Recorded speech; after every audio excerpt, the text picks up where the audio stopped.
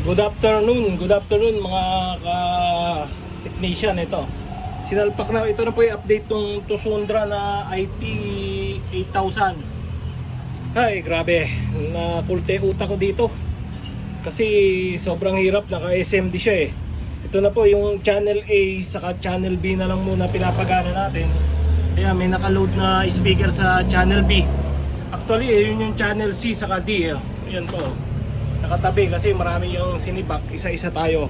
Kaya ngayon ito, diretso to 20 na po tayo. Ayan, hindi na po ako gumamit ng valve kasi napundi yung valve ko. Ayan on po natin. Ayan. Bali yung A sa B yan, naka-clip po yan. Dapat bababa po yan. Bababa siya.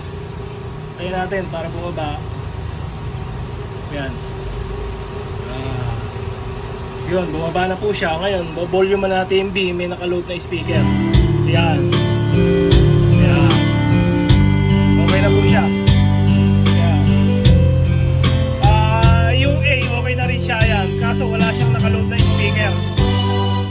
Yung A, wala siyang nakaload na speaker. Kaya may signal lang siya. Yung B, may nakaload. Ayan. Ayan po.